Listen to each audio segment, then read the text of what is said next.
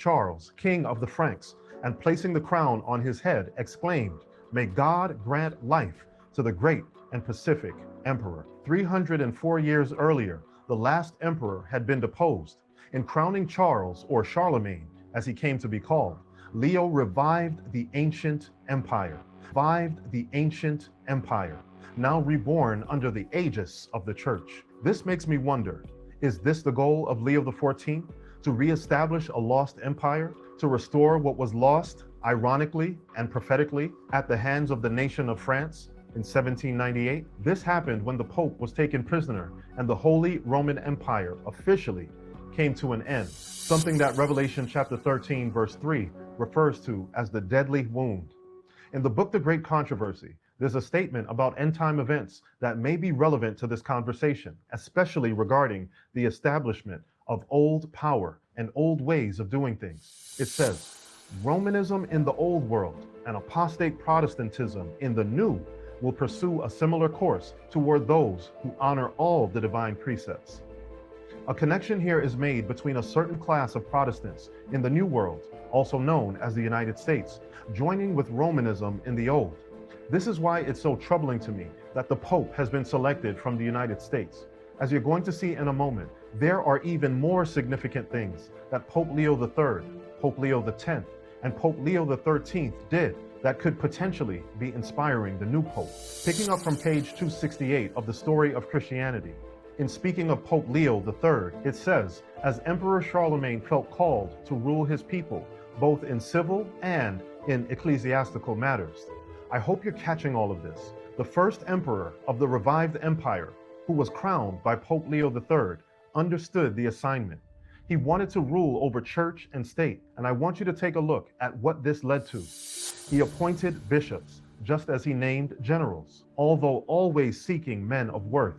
He also enacted laws ordering that there be preaching in the language of the people, that Sunday be kept as a day of worship and rest. Now I want you to understand, I did not just read from the Great Controversy. I'm reading from a historical book that recognizes the significance of this moment in history. You see, first there was Constantine in 321 AD with his edict declaring that on Sunday no one should work. Notice, there's nothing about worship yet. Then there was the Council of Laodicea in 363 AD that decreed that Christians should no longer Judaize by keeping the seventh-day Sabbath, but that they should worship and rest on Sunday. Then came the Edict of Thessalonica in 380 AD, which made Christianity the state religion of the Roman Empire, meaning that the rallying cry at the time was that Rome was now a Christian nation. Sound familiar? All of this paved the way for the establishment of the papacy in 538 AD and led to Emperor Charlemagne's mentality that there should be a union of church and state, which in light of this history makes Donald Trump's mindset regarding the union of church and state all the more troubling. And you know, they work right out of the White House. They've never done that. That's never been done before. No other president allowed that. I think, you know, they say separation. They say separation between church and state, they told me. I said, all right, let's forget about that for one time. We said, really, the separation? I don't know. Is that a good thing or a bad thing? I'm not sure.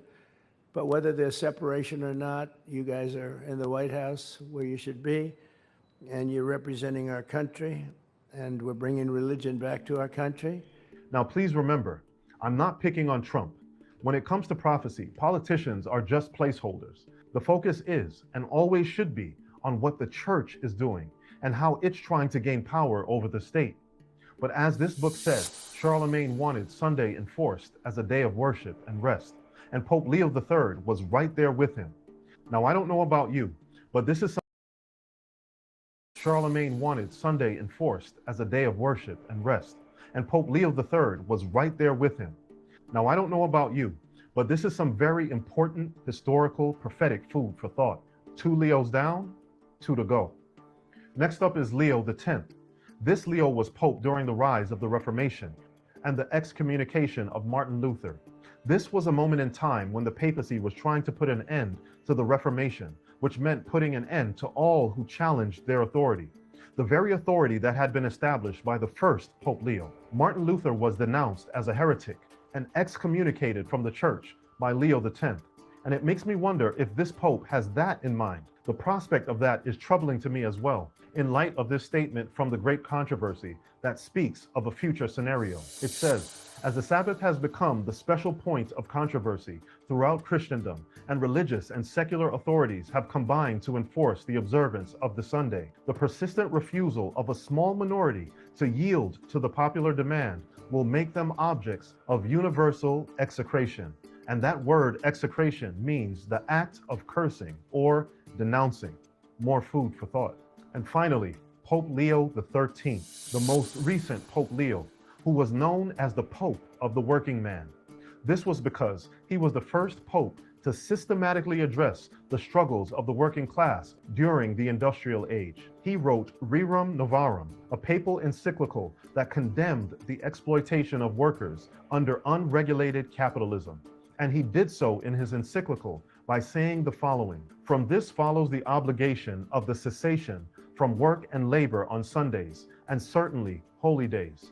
The rest from labor is not to be understood as mere giving way to idleness, much less must it be an occasion for spending money and for vicious indulgence, as many would have it be.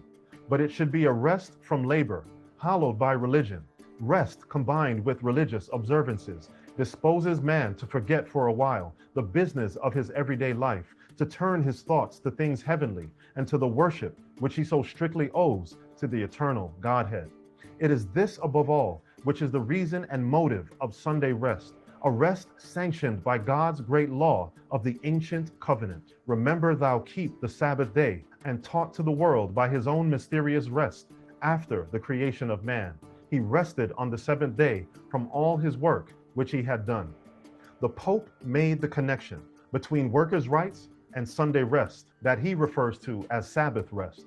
This is very similar to the connection made in the Conservative Project 2025 document, which also links Sunday and so-called Sabbath rest. And how about the discussions from liberal politicians that also make this connection between workers' rights and Sunday rest? You know, it's work-life balance. And as I say, when you're working multiple jobs to live paycheck to paycheck, or you're working 7 days a week, 12 hours a day, something else is sacrificed in that, and it's what ends up happening. You have to sacrifice, ability to go to church. If it's something else to do on a Sunday, maybe you get a Sunday off and you haven't slept all week and you spend the whole day sleeping. I mean, that is a reality a lot of workers face on some of the schedules they work.